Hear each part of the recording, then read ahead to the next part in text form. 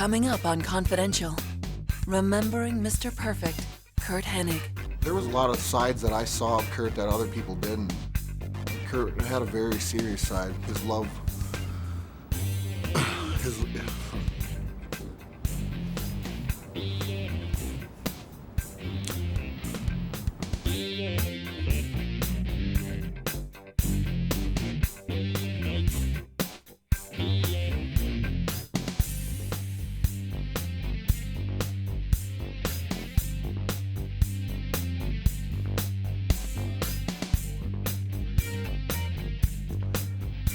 Hi everyone, I'm Gene Okerlund, and this is WWE Confidential. Tonight, we begin with a tribute to a man who put a lot of smiles on people's faces over the years, Mr. Perfect, Curt Hennig. Although he was just 44, he left behind a legacy of memories that will last forever. Curt was offered collegiate scholarships in football, basketball, and wrestling, but instead chose to follow in the footsteps of his father, the legendary wrestler Larry the Axe Hennig. In 1986, Curt won the AWA Tag Team title for the first time along with his partner, Scott Hall. When he met with Vince McMahon in 1988, Vince asked him what kind of a high school athlete he was. Curt's response, perfect. From there, a new WWE legend was born. I knew Curt for over 30 years, and I can honestly say I never met anyone who did not like Curt Hennig. Besides being a fantastic performer, he was just a hell of a lot of fun to be around.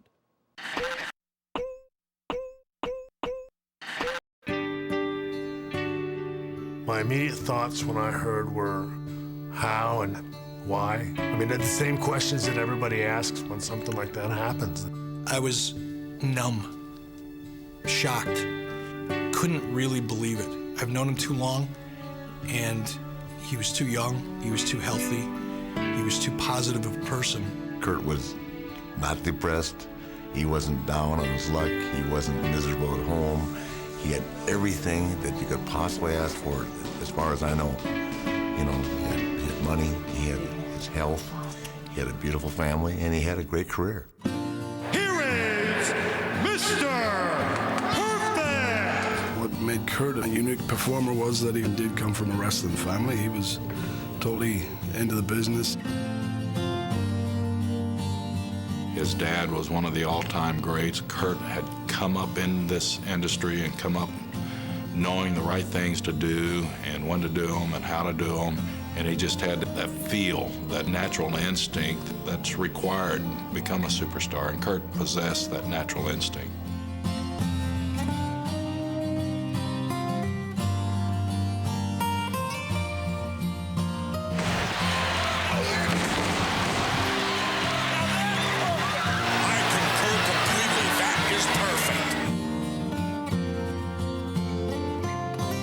He had the whole package, you know, the big wide shoulders, you know, the great tan, the blonde hair. He looked like Mr. Perfect. There are a lot of guys that are good athletes that don't have charisma. A lot of guys have charisma and they're not good athletes. To have everything come together at the same time, it'll make somebody great, and Curt Hennig was a great, great performer.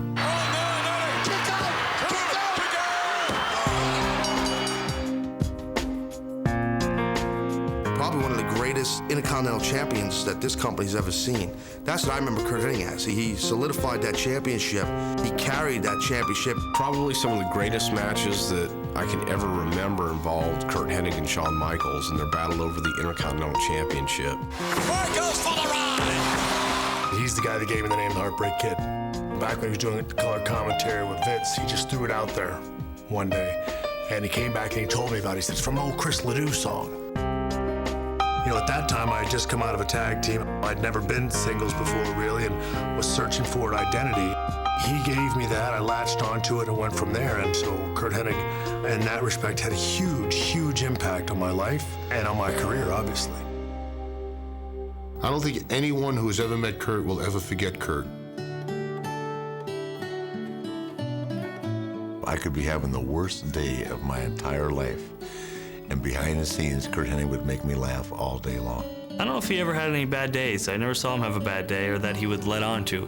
Kurt Hennig, backstage, I mean, was one of the greatest practical jokers of all time. He'd go, Richard Morgan Fleur, that's short for Dick. There was a mouse in each one of my pockets. There was some in my wrestling bag, and I found out the next day that all the wrestlers had mice in their gear. Well, the one thing that was perfect about Mr. Perfect was that he was from Minnesota. He used to always say to me, you can always tell a man from Minnesota, but you can't tell him much. There was a lot of sides that I saw of Kurt that other people didn't because of got to be very close with him. You know, Kurt had a very serious side. His love,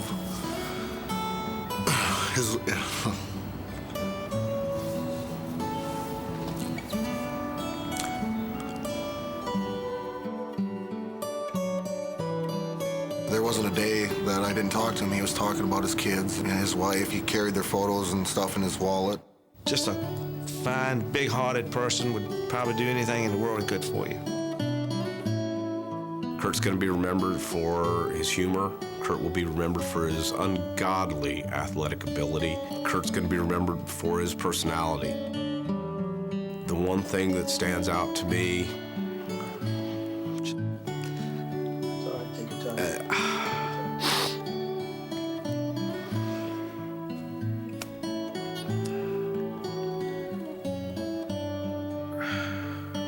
I think the way that Kurt loved his family.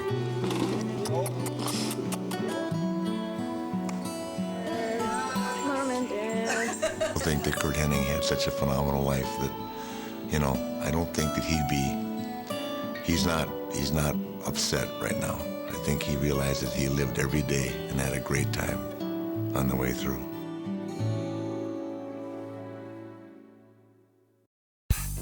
When we return, Lita finds solace with man's best friend. There's just like that unconditional love that you see in their eyes, and that just can brighten any day. It just gets your mind off of whatever's going on, and at least, you know, something to redirect your attention in a positive way.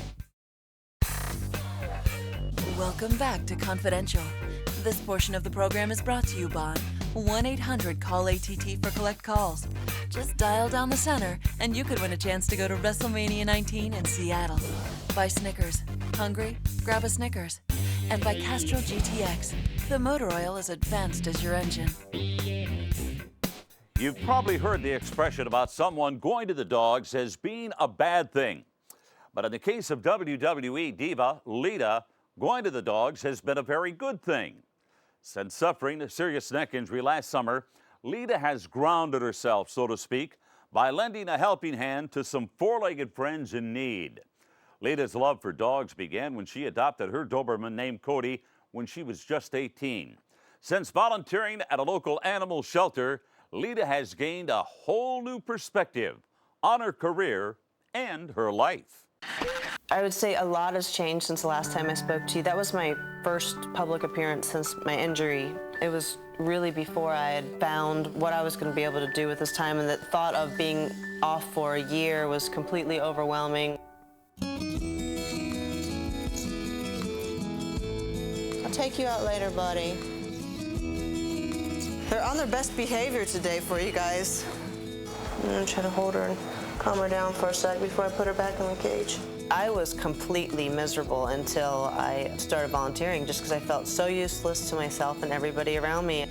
I'll never forget the first day she started here. She had that big, huge neck brace on, and she just wanted something to do so bad. So she was in the back trying to clean cat cages, and they were really low, and she couldn't bend her neck down. She had to bend her whole body. And to me, it was so funny, but it was so inspiring, too. She's the spare hand of everything. She cleans cages, makes us laugh, sings to the animals, helps give inoculations. They're 5.5 weeks old, so they're ready for their first dewormer. They love the stuff. Tastes like bananas. She don't like to stand around. She's full of energy and ready to go. I feel such a mutual benefit between myself and the community that I've kind of created a bond with. Not only because I feel as though it has given more awareness to Moore County, identifying the problem that this nation has, as well as giving me this second home, because I don't have my wrestling home to go to.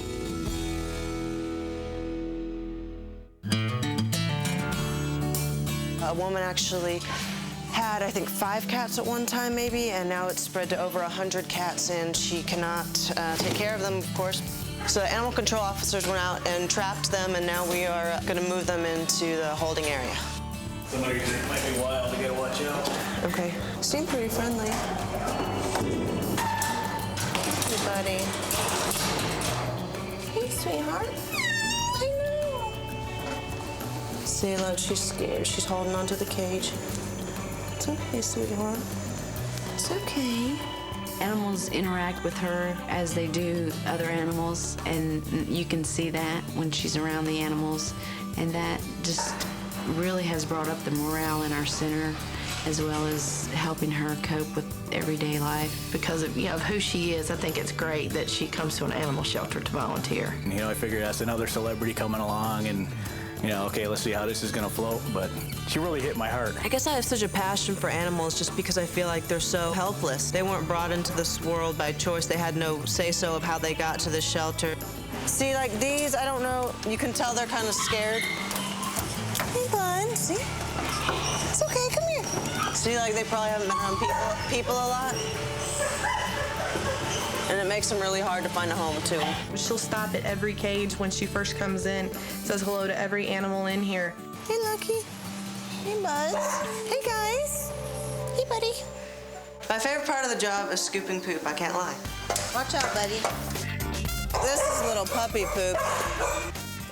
You're all clean, pretty much. You're not. Excuse me. Who else needs to be scooped up? Something therapeutic about scooping poop, I think. And then, like, after this, then, like, when you make a mess, you have to squeegee it, too. I love squeegeeing. If I were to get a dog today, this is what I would get. Shoot. Do we look alike? Do we look alike? Usually the afternoon's pretty slowed down, so that's when you can actually have some fun with them, play around with them, take them on walks, or go out in the pen with them. So this is the playpen. All of these dogs in here are already vaccinated. They're in the petting area. That's the area that will take potential people that want to adopt pets. Look, and give you their winning smile. Look, no, please adopt me. They do.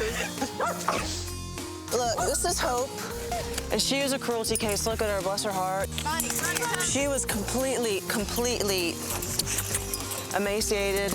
She's good-natured as can be, but she'll always have medical problems, but at least you could tell she's happy to be here.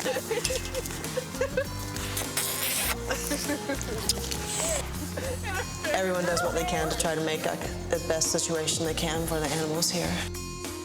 So this is where they store all the food. We do laundry here and do the dishes. But you know what? The dogs don't mind if you separate the lights and the darks. All right. Well, that's set. This is our dog quarantine area, which is kind of reserved for our bite dog section. You don't intimidate me. How you doing? You're just misunderstood, I think. People are in here for all different reasons, whether the owner surrenders them or you bit somebody and it was a stray. And a lot of them, too, I mean, their children were playing with them aggressively, and that's why they bit some, maybe. Some of them didn't. Some of them just did it on their own. And all these, too, like, chances of adoption are very slim coming out of this room. Obviously, the most painful and sad and horrible part about the job is that when we have to euthanize the animals, and it's really sad. It's a necessary evil of not only the job, but just the situation that the United States is in. Basically, right now, every person in the United States would have to own 14 dogs or cats, and then their next generation would have to own 7 to help end overpopulation. So that's how bad it is. This is set. Can you see the blood on the side of the cage there? Because they get so excited to see people and wag their tails and then bust their little tails open. The only positive I've seen coming out of this injury has been my work with the animal shelter. The animals bring out great qualities in people. They make you smile, and you can't help it, and I've really seen that in her. Do I think pets are therapeutic? You know, to humans, absolutely 100%. I mean, I think there's just like that unconditional love that you see in their eyes and that just can brighten any day. Obviously, it can't solve your problems, but it just gets your mind off of whatever's going on. Look at that face. I think it's helped a lot. She's smiling a lot more now. She's moving a lot more now. She's coming around. Can't wait to see her on television.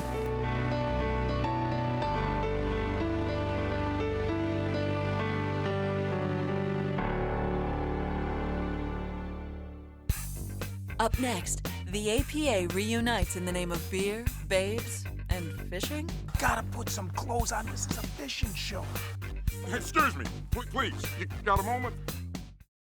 And now, the WWE Rewind is brought to you by the new Starburst Sour, a sour kick from the first chew to the last.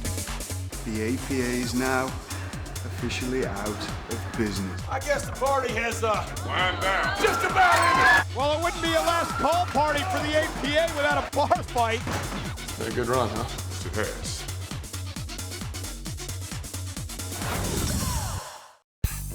We've all heard those fish stories about the big one that got away.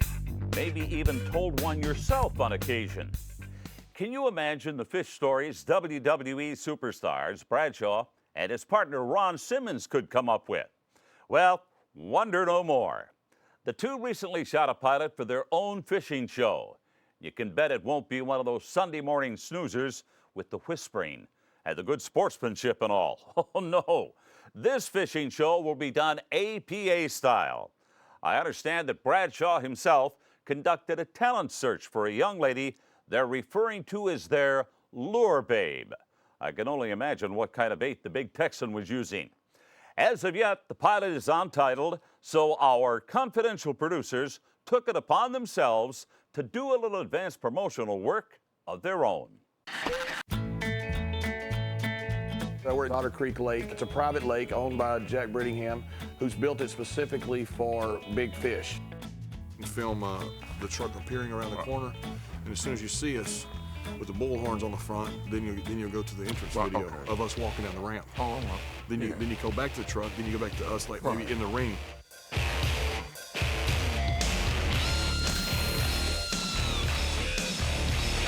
The idea for the show came about with me and Ron. Basically, we were driving down the road. We both like to fish. We both like the outdoors. And we both have thought that our characters could come off our program and go on to another one. No, she needs to say she's going to stay here and play naked. I'm playing cards, okay? Don't worry about her. Fishing shows are boring. The thing is, fishermen are just like us. You know, they're regular guys, and fishermen are a lot of fun. They love to drink beer. They love to tell stories. They love to do stuff.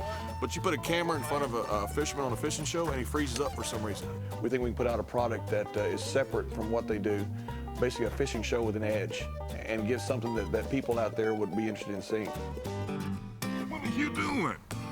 Cold bear! I can tell that you're not catching anything. I'm gonna catch a buzz. We're gonna have guests on each week. We've got a pretty rotten guest this week, unfortunately. But Thank you. how you doing, Dan? Good. How you doing? Good. We've got Dan Plows. He's one of the world's best walleye fishermen down. He's our professional fisherman, you know, kind of helping us to host the show. We're having a lot of fun with Dan. Just gonna tell the man the truth. If he's bored, we gonna do what? We're gonna throw him in the lake. We've also got Craig Simmons, one of my buddies here in town. He's an old high school football coach here. He's playing our town drunk or our fishing drunk. He's drinking our beer. I found that APA beer over here. Who's this guy? Who's this guy? Oh. He's got our beer. You have something I promise you guys are gonna like. No lake should be without. I promise. Fish? Hey guys. Nikki is just fantastic. She's playing the lure babe. Similar as we have Home Improvement had the tool girl. That's how Nikki is for us. Thank you. High heels and bikini. This is a fishing show. Bikini, beer, and bass. There ain't nothing like it. What do you think? No. You gotta put some clothes on. This is a fishing show. She looked a lot better. Excuse me, please. You got a moment?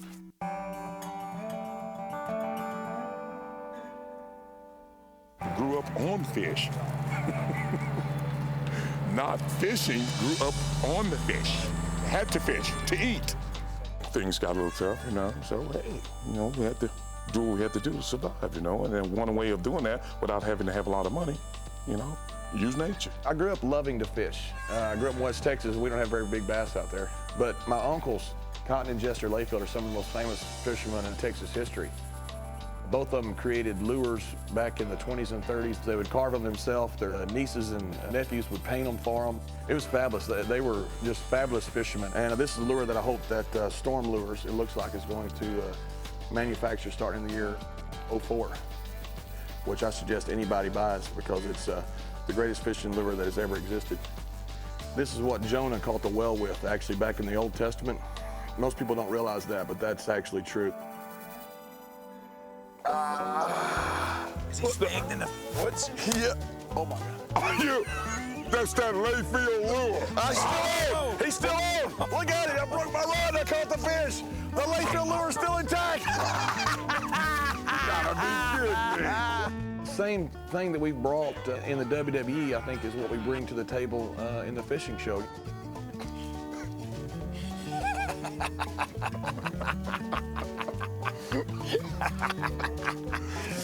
Now that's fishing. We've hung around enough and drank a few cold beers enough together that we know kind of how each other works and thinks. How come they always got a fish on the line after they come back off a commercial break? You know what? That's a line. I bring everything to this show. I am this show. You know, I don't know what he told you, but this is me. I'm the one gonna be catching all the fish. Yeah, and look what I used. Cheese Layfield lure. No. I don't know what well, he brings the beer and all, so he brings the boat too. Well, as a matter of fact, he brings the truck too. He's a good guy. You know, he brings a lot to the show. See there? What I tell you? Got him! Oh, like Donkey Kong! Oh, Jesus. You're fired. That's it, you're fired. It's a pilot, and we have no guarantee it's going to be bought by a network. I really feel like if we put out a good product, it will. I believe it's all up to us. Mine was bigger than this. Catch and release. What are you gonna do? Catch and release, huh? Yeah. Well, say, you about ready time to go? About time to go to the bar, ain't it? You know what? That sounds like a great idea. When we return, before one can rise, one must fall.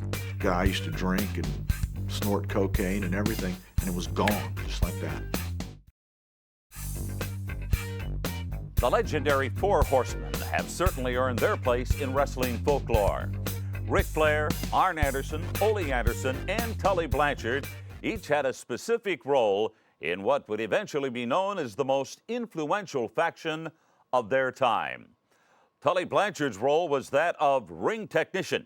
He was the sheer precision in just about every type of match. Unfortunately for Tully, that quest for perfection did not carry over into his personal life. His laid-back attitude towards most things, including a failed drug test back in 1989, nearly ended his career.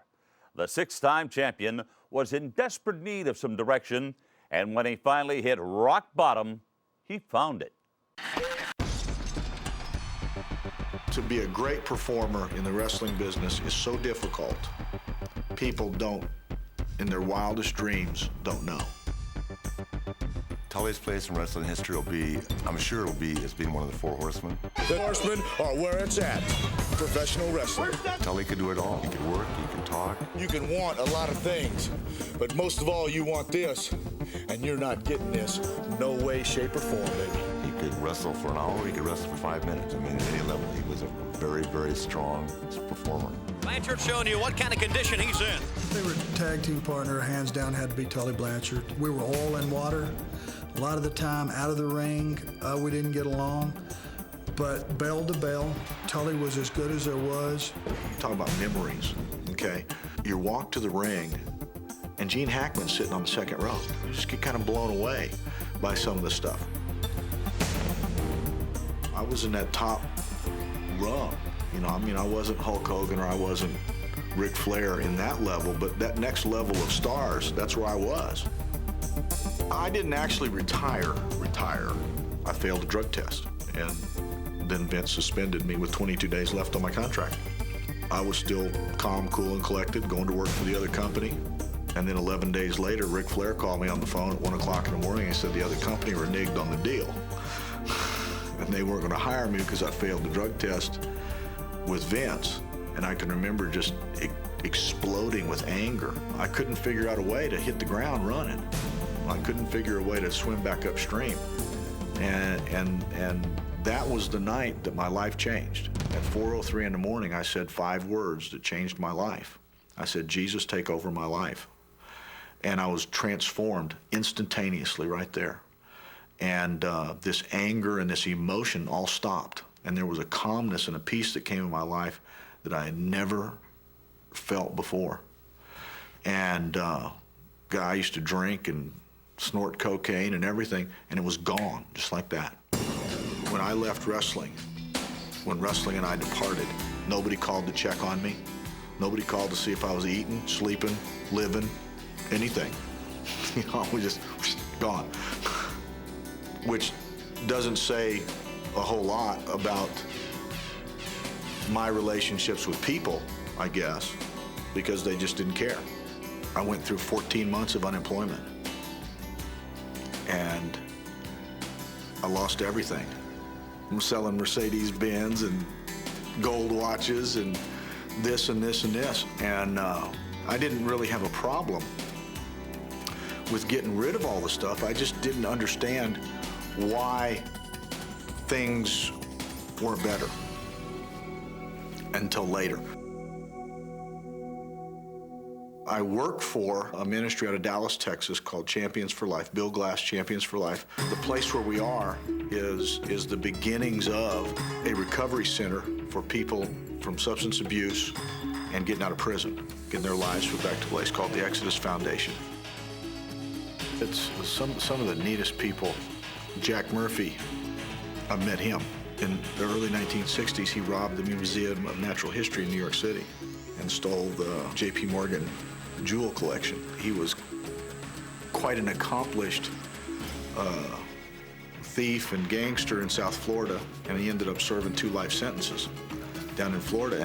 And when he became God's man in prison, miraculously, he was paroled like 16 years ago.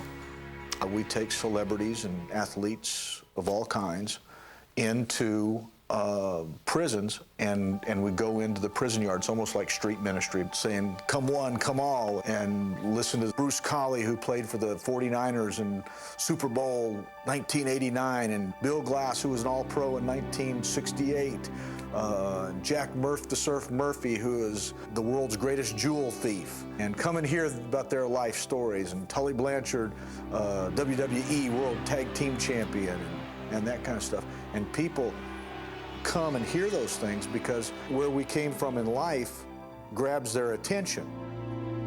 The Lord gave me a vision to create a city of refuge, a place where people who'd lost life, lost at the game of life, could get a second start, second chance.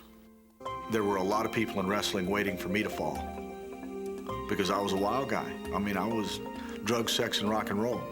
And the ones that knew me couldn't fathom in their wildest dreams that something like this would change. I had lunch with Arn for the first time in 11 years, a couple years ago at Christmas, and he told me that there wasn't a day that went by that he didn't get asked where I was. Where's Tully? Why isn't he here? Because coming from the wrestling business, you're used to having people look at your life because you didn't want anybody to call you a fake. Now, even more so, it's important that nobody can call me a fake. If you talk it, you better walk it. And that's how I'm not in the wrestling business, because God had a different plan for me. Up next, the billion-dollar princess dials up a date with Carrot Top. She was purring like a cat, just the whole time. You know what I mean? I think it could have gone somewhere, actually. Stephanie McMahon has been called many things over the past few years. Some I can't even mention, even at this hour of the night. But to her credit, the billion-dollar princess refuses to accept the boundaries imposed upon her by a single label. The SmackDown GM was sought out recently to act in an AT&T promotion starring Carrot Top. You know, the comic with the orange hair and the wacky gimmicks? Personally, I think these two make a lovely couple. Anyways, the nubile actress boarded her private jet and soared off to Vegas for a starring role in her first national commercial. It turned out the role wasn't exactly a huge stretch. Tell him he's fired. Thank you. You know, it's just, there's never an easy day in the life of Stephanie McMahon. There's never an easy day as the general manager of SmackDown, but I've got to say one of the best days I've had so far has been today, on location, shooting my commercial for 1-800-CALL-ATT WrestleMania Sweepstakes.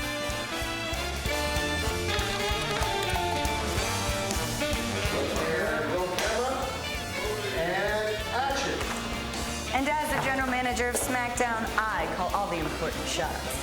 We're in someone's suite that's coming home in about an hour. He's downstairs gambling, so we're gonna probably get our asses kicked. We should probably get out of here. We're in the Rain Man suite. It's where they shot Rain Man. You know, definitely. 47 steps.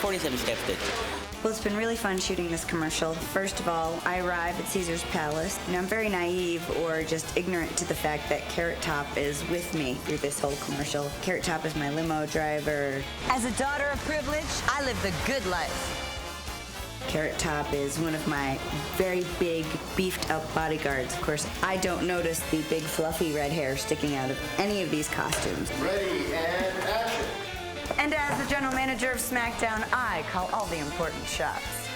Cut. That was the best one. I want to just get one more for safety. I love that, and then we go move on. Then I'm getting a massage, and unbeknownst to me, my masseuse changes to Carrot Top. She was turned on. She was purring like a cat just the whole time. You know, you could tell Carrot Top's really been working out lately. You know, the short sleeve shirts and the big biceps sticking out. I was actually rather impressed. Guns, dude. Look at those guns. WWE right there, man. Ow. My implant's not quite settled.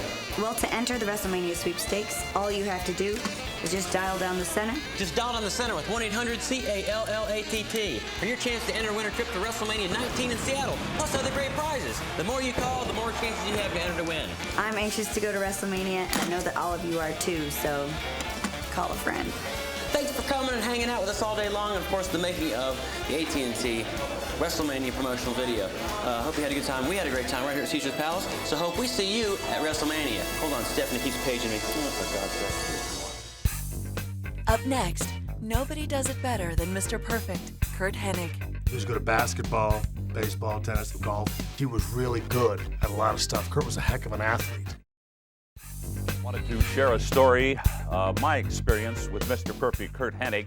The Minnesota wrestling fraternity, very close. And periodically, I would hit the casino circuit, as would Mr. Perfect.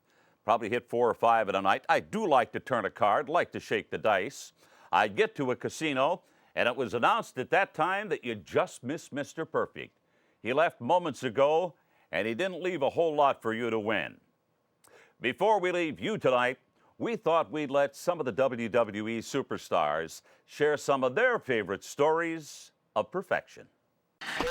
Ladies and gentlemen, I give to you Mr. Perfect.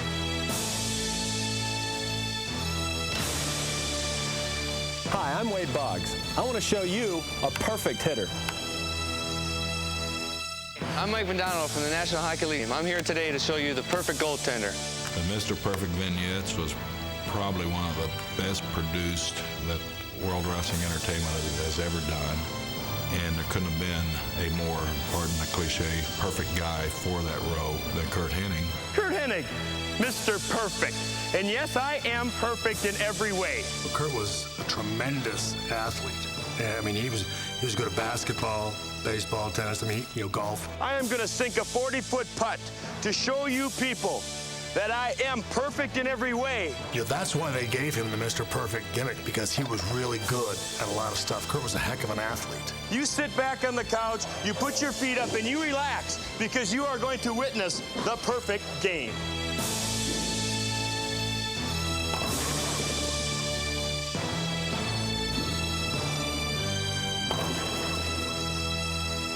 One of my favorite vignettes was the football pass. Some people say that Warren Moon is a great passer. Around these parts, they say that Fran Tarkenton is the greatest. I want to introduce you to the perfect passer. I used to kid him about how when I was in high school, I was a quarterback, and I would actually throw myself a pass and score a touchdown. Watch this.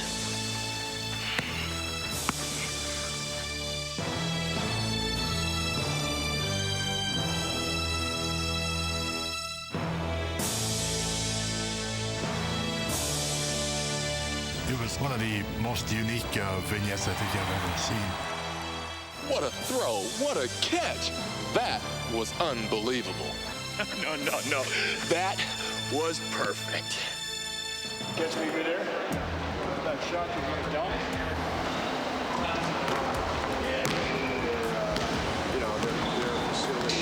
Follow that one all the way in? You got it. I'm sure that there are people that watched and said, oh, they had to fix that so that it went in every time. Kurt, he had an uncanny ability to do something when he said he was going to do it. If you're playing a game of horseshoes and he said, I'm going to get a ringer, he would get one. You're playing darts. If he said he was going to get a bullseye, he would get one. It always made it funnier than it actually was. Anytime that I went out with Kurt, whether it was poker, whether it was throwing darts, whether it was pool, the guy couldn't lose. He always had a horseshoe up his ass, always. There was one time I was in a celebrity softball game with Kurt in L.A. Kurt was playing center field, and somebody hit one way out there. And I said, here's Mr. Perfect now. You better not blunder this one. As Kurt got blinded by the light, the ball hit him in the head, bounced up, and bounced into his glove. I said, wow, at least he kept his gimmick, Mr. Perfect. And now you know why they call me Mr. Perfect.